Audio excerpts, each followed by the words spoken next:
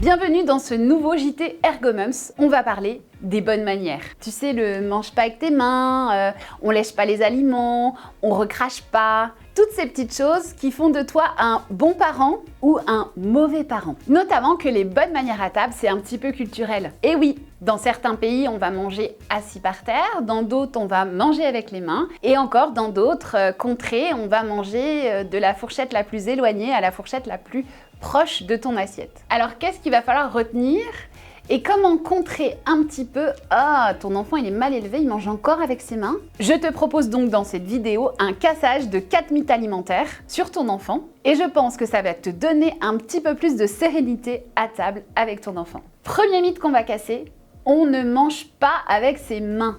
Alors déjà, par exemple, moi j'ai été en Suisse, il y a des super restos où tu manges avec tes mains et tu manges super bien avec tes mains. Ensuite, ton enfant n'a pas la capacité à manger avec ses couverts avant 7-8 ans. Oui, 7-8 ans. 7-8 ans, c'est l'âge où l'enfant peut commencer à utiliser des outils et notamment utiliser son couteau pour couper de façon plus ou moins autonome ses aliments. Avant ça, ton enfant a besoin de ton aide. Donc ça veut dire que ton enfant, il peut manger avec ses mains, il peut manger avec des couverts, il peut manger avec une cuillère, il peut manger avec une fourchette et tu peux même lui donner à manger jusqu'à 6-7 ans, c'est pas un problème. Donc pour revenir sur nos couverts, ton bébé va commencer à s'intéresser aux couverts entre 12 et 18 mois à peu près. C'est l'âge où les petits doigts deviennent de plus en plus habiles et vont donc vouloir faire comme nous, prendre notre fourchette, prendre une cuillère et reproduire ce qu'ils voient en miroir. Mais commencer à utiliser des couverts, ça ne veut pas dire être hyper performant. Quand tu commences à conduire, t'es pas hyper performant. Quand tu commences à faire du ski, tu tombes et tu as besoin d'aide pour qu'on te relève. Eh bien, c'est pareil. Ton bébé, quand il commence à utiliser ses couverts, il a besoin d'aide un petit peu, beaucoup, passionnément. Ça va dépendre de son état de fatigue et aussi de la complexité de ce que tu lui proposes. Alors pas de panique s'il mange avec ses doigts, tu n'es pas un mauvais parent, tu ne l'as pas mal élevé, c'est juste qu'il n'en a pas encore la capacité. Cassage de mythe numéro 2, est-ce qu'on donne les aliments dans un certain ordre? Et oui, en France, nous on est plutôt entrée, plat, fromage, dessert. Mais pour un enfant, c'est pas facile de s'y retrouver. Je t'explique. Quand tu commences à manger, on t'amène l'entrée et on te dit « c'est fini, on repart ». On t'amène le plat et on te dit « c'est fini, on repart ». On t'amène le fromage et on te dit « c'est fini » et on repart. Et enfin, on t'amène le dessert et on te dit « c'est fini, tu peux partir ». À quel moment c'est vraiment fini le truc? D'accord? Parce qu'on me dit 1000 fois que c'est fini en tant qu'enfant. Et quand j'essaye de me lever, on me dit « il y a le plat qui arrive chérie, on reste à table ». L'enfant mange à peu près en 20 minutes. Ça veut dire qu'après 20 minutes, il n'y a pas le côté social que nous aimons tant quand on mange. C'est-à-dire on papote, on discute, on prend notre temps. Et nous, c'est vrai qu'on peut rester à table quelques heures. Peut-être que c'est un truc un peu franco-français de rester à table longtemps. Pour ton enfant, je te propose de lui mettre tout sur un plateau, de l'entrée au dessert, et il va manger dans l'ordre qu'il préfère. Alors oui, tu vas le voir faire des associations un petit peu étranges, genre l'haricot trempé dans le yaourt, ou encore la viande trempée dans la compote. Mais peu importe, lui il découvre. Il n'a aucune obligation dans sa tête, aucune hiérarchisation des aliments. Lui, simplement, il est guidé par ses envies de découverte. Tu verras aussi qu'en mettant un plateau et tous les aliments dessus, ton enfant bouge moins, découvre plus, prend un peu plus de temps et enfin, il sait exactement quand c'est fini. Parce que c'est fini quand papa, maman ou la personne qui s'occupe de moi enlève mon plateau. Alors, te prends pas la tête à mettre les petits plats dans les grands plats. Pour bébé, un plateau, tous les aliments et tu le laisses se débrouiller. Cassage de mythe numéro 3. Est-ce que le chantage alimentaire, ça marche? Peut-être qu'on t'a déjà fait le coup, on t'a dit si tu manges ça, t'auras ton dessert.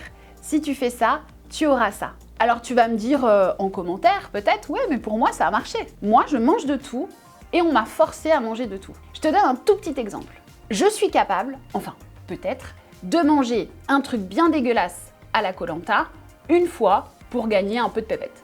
Mais je ne suis pas capable de le manger tous les jours. Je ne vais pas manger une larve gluante et dégoûtante tous les jours. Je peux peut-être faire l'effort une fois. En donnant le chantage alimentaire, c'est-à-dire que tu dis à ton enfant si tu manges ça, tu auras ça, ça peut marcher un temps.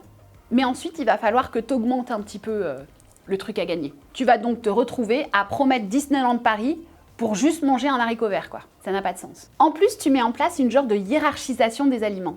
Genre, le yaourt au chocolat, c'est bien meilleur pour toi que le haricot vert. Le haricot vert, c'est Burke, le yaourt, c'est Ton enfant va donc se construire avec des émotions beaucoup plus positives sur des aliments souvent sucrés qu'on va donner lors du dessert, plutôt que les autres aliments de son repas. Tu peux donc créer des difficultés au niveau du comportement alimentaire pour le futur adulte qui sera. Ça fait un peu flipper, mais en vrai, on a quand même une grande responsabilité dans la découverte alimentaire de l'enfant et dans ses émotions alimentaires pour plus tard. Alors, reste zen. S'il mange un haricot vert ou s'il lui fait un bisou ou s'il le lèche, c'est déjà incroyable. Et le principal, c'est qu'il ait gardé une émotion positive sur cet haricot vert et pas que tu aies réussi à lui faire manger. De plus, tu verras, il y a des hauts et des bas dans l'alimentation de ton enfant, avec des moments qui sont plus compliqués que d'autres, où ton enfant va refuser plus facilement les nouveaux aliments ou les aliments qui sont verts. Alors ne rentre pas dans le chantage pour que ton enfant mange son assiette. Tu verras, il y aura des jours meilleurs ou des repas meilleurs. Cassage de mythe numéro 4. Est-ce qu'on doit punir son enfant pour qu'il mange de tout? Je vois encore des enfants être punis, sortis de table, punis dans un coin, punis dans la chambre, parce qu'ils n'ont pas voulu manger ou parce qu'ils n'ont pas fini leur assiette. Alors déjà, c'est une hyper mauvaise stratégie. Parce que, tu vois, le gamin qui veut pas manger, en fait, la seule chose qu'il attend, c'est d'être sorti de table. Et l'enfant qui a une trouble de l'alimentation en pédiatrie ou des difficultés alimentaires, lui, il va plutôt être hyper content de se soustraire à ce moment qui est un moment très désagréable pour lui. Donc, tu vas renforcer le comportement de refus alimentaire de ton enfant, puisqu'il va l'associer à un retrait de table et donc à quelque chose de beaucoup plus sympa que de rester à table. Je te propose donc d'utiliser par exemple des timers visuels que tu vas mettre à table, que ton enfant mange ou ne mange pas, il peut rester 20 minutes avec toi à table et donc comprendre que même s'il est dans un comportement de refus, on attend la fin du repas avant de sortir de table, donc il n'y a pas d'échappatoire avant. Donc la punition n'a jamais été une solution pour mettre en place une émotion positive. Et toi aussi, si les repas c'est un petit peu un enfer, tu n'as pas une émotion positive sur le repas avec ton enfant. Tu vas même déjà angoisser avant le repas. Je te propose une astuce. Au lieu d'écouter Pierre, Paul, Jacques qui vont te dire de mettre ton enfant au coin, de le punir de table s'il ne mange pas, propose-lui à manger. Mets le time timer sur 20 minutes, mets tous les aliments devant lui. Laisse-le découvrir, laisse-le manger. S'il n'a pas fini au bout de 20 minutes, tu enlèves l'assiette et tu vas donc lui proposer de descendre de table. Et s'il a faim dans 2 heures, tu peux lui donner.